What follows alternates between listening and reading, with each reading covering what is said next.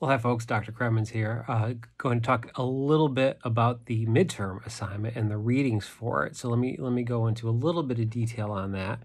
I'll talk a little bit about the readings, and then I'll talk a little bit about the two parts of the assignment. It's fairly self-explanatory. One thing I do want to mention is that what I typically do for the midterm of any class, particularly my writing classes, is for me it's a time to sort of like pause in the middle of the semester and to kind of look back at the work we did in the first half, and then to start thinking about and looking at the work we're going to do in the second half. And this assignment does that and serves both of those purposes for a couple of reasons. It looks forward to the second half of the semester because it's in the second half after the midterm that we're going to be reading John Porcelino's Perfect Example, the book, and also Inio Asano's Solonin. So for those of you that were wondering when we would start those, the Harper Bookstore did get the new copies of Perfect Example in, so I did have to wait. And again, sorry about that. I was going to do those books a little bit earlier in the semester, but we were waiting on that new edition to come into the Harper Bookstore for those of you that were going to order it through Harper, rent it through Harper. So I wanted to make sure that everybody had the opportunity to get it and to be able to get it from the bookstore if that's where they wanted to order it from. So if you haven't gotten those books yet, the Asano and the Perfect Example, now would be a good time, to make sure that you have copies of them or to order them because, as I mentioned, we're going to get into those after the midterm. Okay, so after we get through the midterm, that's when we'll start taking a look at those. And that's one of the reasons that I gave you the Cindy Crabb piece. Let me see, I have a couple of her books here. So Cindy Crabb, who I think is still in Ohio. She's another Midwestern author, but she's a huge influence on John Porcelino. So I like the idea of incorporating her into the midterm as a sample reading, which I'll talk again more about in a minute, as a little bit of a preview to talk about some of the themes that will come up when we get into Perfect Example and also into Solonin. A lot of the themes repeat themselves. And again, we have that direct link because Crabb's an influence on Porcelino, which of course brings us back to the paper number 3 where you were working on the influence of Binder on Ellison. So there's sort of that connection there as well. And then Sandra Cisneros ties back to our first reading, Stuart Diebeck, to those Stuart Diebeck stories because she's another Chicago writer. They're roughly the same age. She comes out of a similar background, except in Cisneros' case, she grew up in the Humboldt Park neighborhood, if you know the city. That was sort of her area, Logan Square, Humboldt Park, and those neighborhoods. So I think I mentioned probably early in the class that Diebeck is from the Bridgeport neighborhood, which is a little further southwest in the city. So that's using her, aside from the fact that she's a fabulous writer, and I always like teaching her work. She seemed like a good connection back to some of the readings we did in the first part with all these different Chicago authors. You will notice that there is no other science fiction or fantasy with these writers that we're going to be doing for the rest of the semester. Again, I did Binder and Ellison because, again, I think their stories are interesting. There's that Midwestern connection that ties in with all these other writers that we're doing, except for Asano, of course, who's a Japanese writer. And, again, the themes seem to work really well. But that's all the sci-fi fantasy that we're doing in terms of the new readings that'll be coming up. So let me talk a little bit about why I selected these readings. Aside from that reason, again, the Cindy Crabb kind of looks ahead to some of the issues and themes that will come up in Porcelino. And the Cisneros kind of calls back to especially the Diebeck piece that we started with. So with these readings, you're not writing about them. So that's one thing you've probably already noticed. If you've read the directions for the midterm, we're using them as models. We're not writing about them. We'll get into that. That'll be an option later in the semester when we get to paper number 4.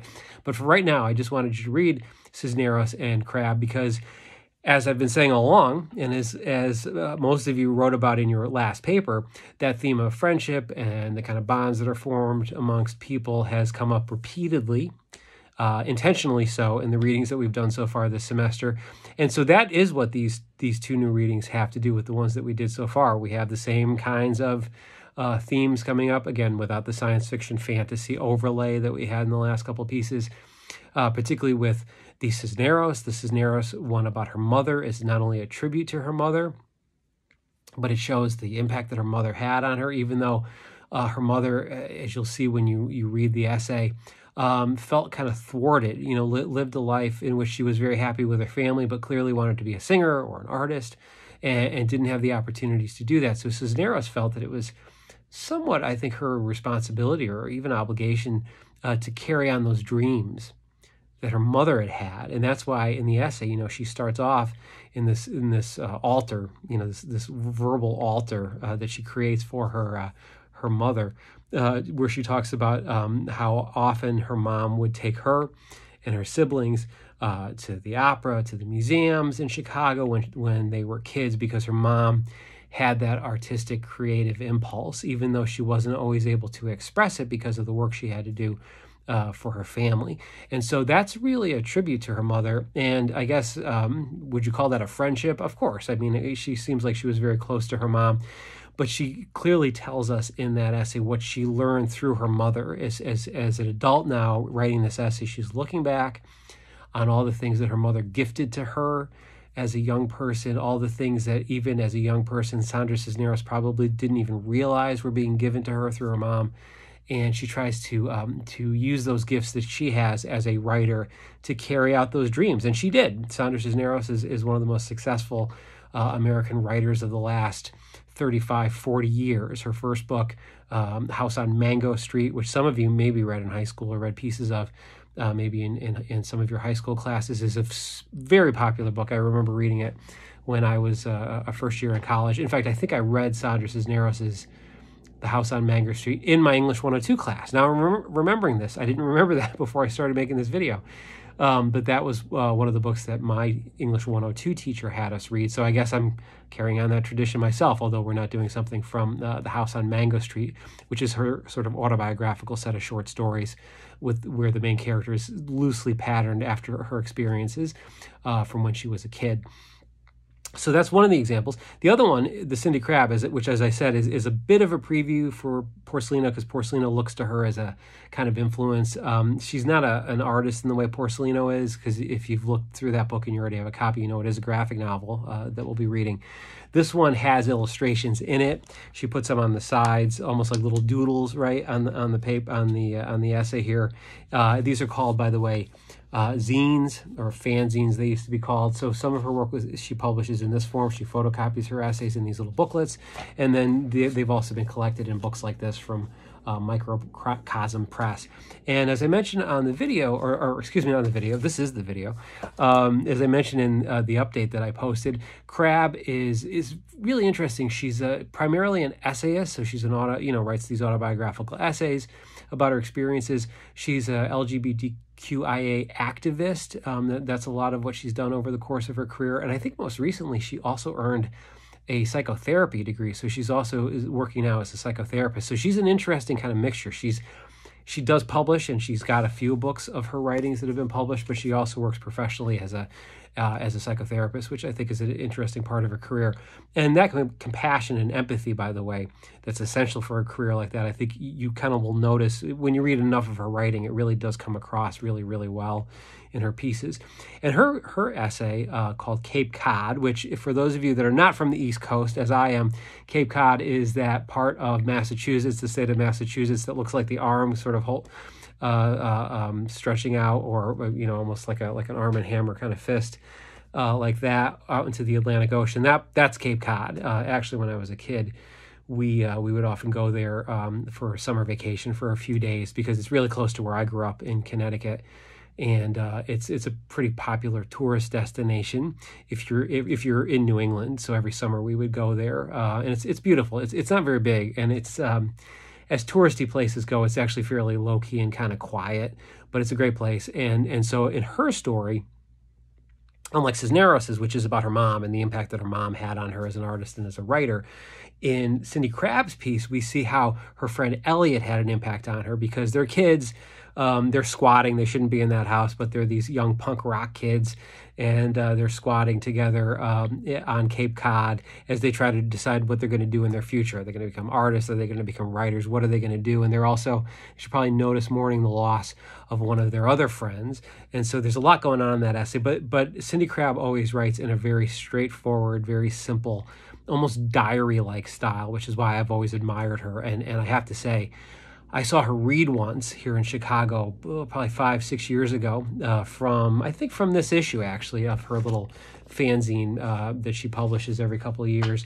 And she had that audience in tears. It was a really powerful reading. She's a really amazing amazing reader. If I can find any video of her on YouTube, I'll post it. I don't think there's any video of her reading this particular essay that I assigned for you, but it was a really powerful talk that she gave. And so again, she's just a very interesting writer. Again, Midwestern based. She's in Ohio. I don't remember where she's from originally, but again, very, very important figure, particularly in John Porcellino's writing, in terms of someone that inspired him to do a lot of the kind of personal writing that he does, as we'll see when we get to his book.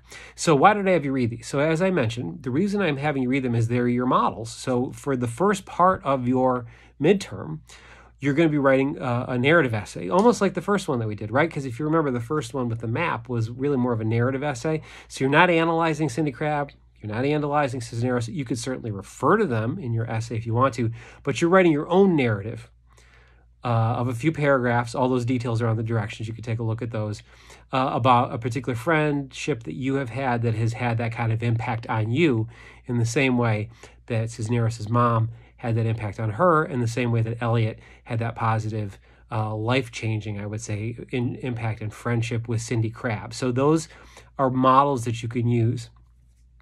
And I chose them because, again, one is a parent-child friendship and relationship, and the other is a friend-friend relationship. So I wanted you to have some idea of the potential people you could write about. Maybe it's a family member, maybe it's a friend, maybe it's someone you work with. So for part one, again, it's a simple, straightforward, relatively short, I think it's a 4-paragraph short essay that's talking about this theme of friendship that we've been reading about from the very first story, Farwell, with Babovich and Diebeck, all the way through to these 2 essays, which are going to, again, give us the kind of gateway and the preview to Perfect Example and to Solonin, which are the books that we read for papers 4 and 5 after the midterm.